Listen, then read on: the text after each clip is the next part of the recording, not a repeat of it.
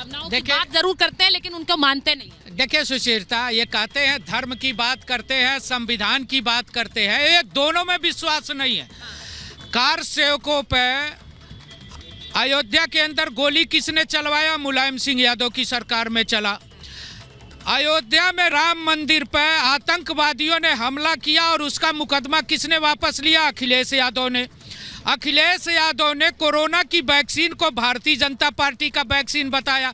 उनके नेता स्वामी प्रसाद मौर्य, टी.एस. हसन मुरादाबाद के सांसद और शफीकुर रहमान बर्क ने क्या क्या नहीं गाली दी भारतीय जनता पार्टी को, नहीं धर्म को गाली दी। मैं कहता हूं भारतीय जनता पार्टी को गाली दे लीजिए, आप विपक्ष की राजनीति करते हैं, लेकिन धर्म की गाली क्यों दे रहे हो? उन्होंने स्वामी प्रसाद मौर्य के खिलाफ कौन सी कार्रवाई की? एक नोटिस भी नहीं। ये देखिए ये बात बयान मुझे साथी ने बड़ा जाना है, लेकिन ये बताइए कि कार्रवाई क्यों नहीं करते आप ऐसे नेताओं के खिलाफ? आप उन्हें सभाओं में समझाते हैं लेकिन कार्रवाई नहीं करते। आप सुचारिता कितना विदुषी पत्रकार हैं, आप पूरा दुनिया। बहुत धन्यवाद आपके धन्यवाद को मैं पूछना चाहूंगा कि जो मर्यादा पुरुषोत्तम भगवान राम पर और उनके पूज्य पिता दशरथ पर अभद्र टिप्पणी की है संजय निषाद, उनको तो ये लोग कैबिनेट मिनिस्टर बना, तो मर्यादा पुरुषोत्तम राम का जो समूचा चरित्र है वो बहुत समन्वयकारी है, समता भरा है। जिस जगह खड़ी है यहीं 69,000 शिक्षक भर्ती के 68,000 नौजवानों को पीटा गया, यहीं अपना हक मांगने वाले उत्तर राज के साथ एक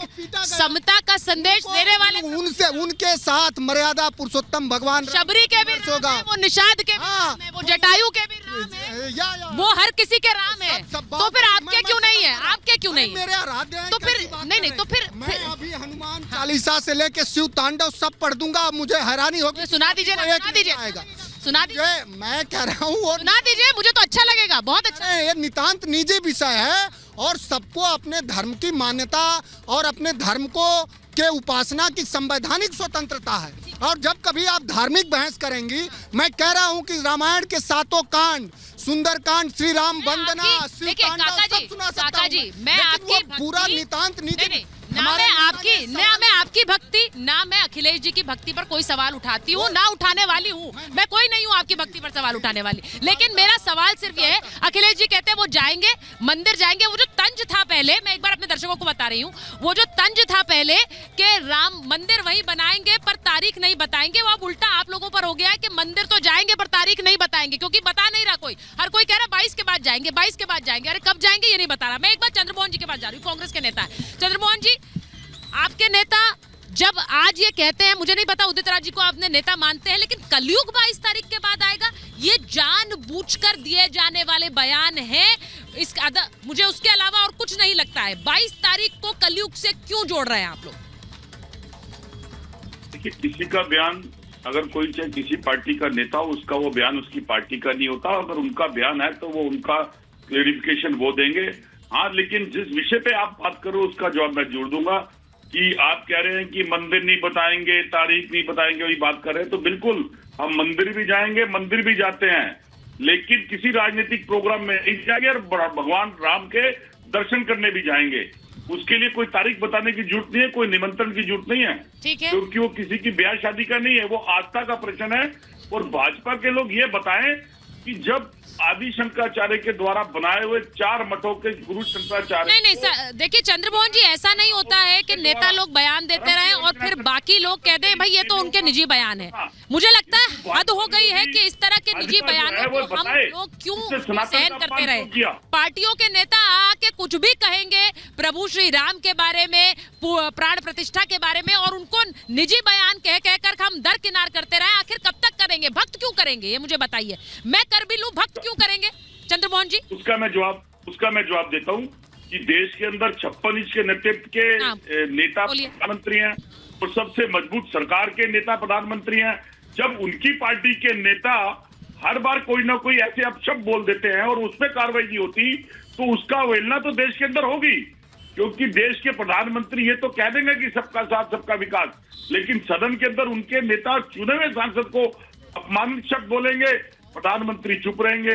मर्यादा पुरुषोत्तम राम की देश के इसके अंदर अगर सीता मैया को रावण उठा के ले गए तो राम जी ने उसके ऊपर चढ़ाई करके सीता माता को मुक्त किया और देश की सीता रूपी पुत्री बहुएं अर्धनंगन अवस्था के अंदर घुमाई जा और उनके अंगों को स्पर्श किया जाए और देश के प्रधानमंत्री चुप जाए, तो ये राम राज्य नहीं देश की जनता मांगती।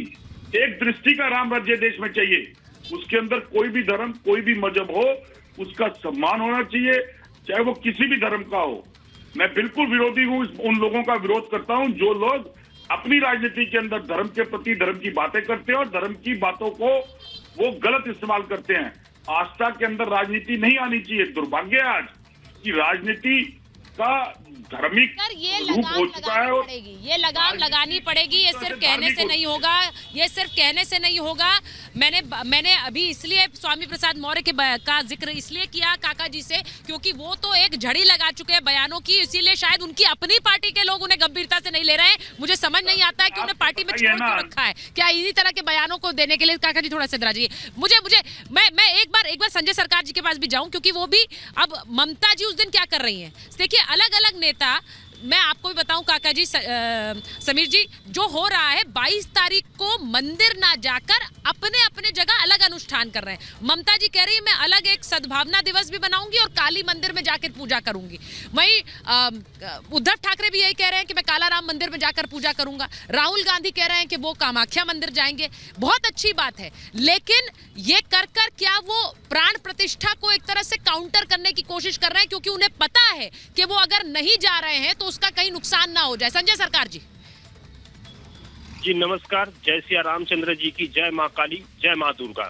शाम के समय है, सभी भगवान प्रार्थना करता हूँ सभी पैनलिस्ट आपको भी रखे, रिपब्लिक भारत परिवार सभी को अच्छा रखे भगवान। तो मैं एक चीज, मेरे को व्याख्या करने के लिए थोड़ा समय दीजिएगा, ठीक है। बंगाल का जो मतलब तारकेश्वर जो धाम है, धाम का मंदिर है, मंदिर के जो वहाँ पर महाराज है, महंत महाराज जी बोल रहे हैं हिंदू शास्त्रों के अनुसार में असंपूर्ण मंदिर में वहाँ पर मतलब जो रामलीला का प्राण प्रतिष्ठा हो नहीं सकता है। जो तिथि है वो तिथि के अनुसार में बोला जा रहा है वो शत्रु विनाश तिथि है। क्यों 17 अप्रैल का दिन जिसमें रामनवमी के दिन, उस दिन क्यों प्राण प्रतिष्ठा नहीं हो रहा है? इतना जल्दीबाजी क्या है, ये इतना जल्दी जाने के पड़ता है। और ऋषि मनी ऋषि और जो मतलब जो साधु संत है, जिस तरफ से बैन भारतीय जनता पार्टी दे रहा है, इसको सुकांत मजूमदार बोल रहा है स्वामी विवेकानंद हिंदू नहीं है। क्यों बोल रहा है? बोला गीता से ज्यादा फुटबॉल खेलने के लिए साहित्य अच्छा रहता है। फिर आपको देखिए शंकराचार्य जी को जो बात आता है, शंकराचार्य जी को जो बात आता है वहाँ पर नारायण राणे जी बोलता है मतलब ये हिंदू धर्म में शंकराचार्य जी का योगदान है। फिर दिलीप घोष इनका जो नेता है ये बोल रहे हैं, ये बोलना चाहता है कि राम भगवान नहीं थे, ये राम एक काल्पनिक है, एक राजा थे, ये भगवान नहीं है। तो किसका बयान मानेंगे? और रह गया भारतीय जनता पार्टी इतना जल्दी क्यों इसको करने जा रहा है? 22 जनवरी के दिन ही चुना है, क्यों 315 सीट है जहाँ पर भारतीय जनता नहीं मुझे एक बात नहीं संजय सरकार जी, संजय सरकार जी, अगर शंकराचार्य आप लोगों, मुझे बड़ा अच्छा लग रहा है आप शंकराचार्य का जिक्र कर रहे हैं, तो शंकराचार्य जी अपनी टोली लेकर पश्चिम बंगाल में जुलूस और रैली कब निकाल सकते हैं, जरा ये बता दीजिए।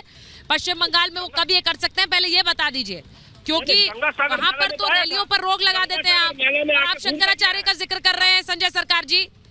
वहाँ रामनवमी का जुलूस तो निकल नहीं सकता है और आप शंकराचार्य का जिक्र कर रहे हैं। सुनिए, आपको एक चीज बताता है, आप जो बात बोल रहे हैं ना इसके भी जवाब हम देता है।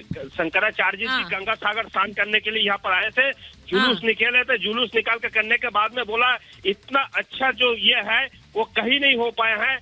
जो चीज आपको नहीं बता सकता है, बंगाल के सरकार इस तरफ से काम कर रहा है। मैं बहुत ही अच्छा, कहीं नहीं हो पाया, सिर्फ बंगाल में हो पाया। बहुत बढ़िया, बहुत बढ़िया। कहीं नहीं हो पाई ऐसी रैली, सिर्फ बंगाल में हो पाई, ये आपको कह रहे हैं। जरा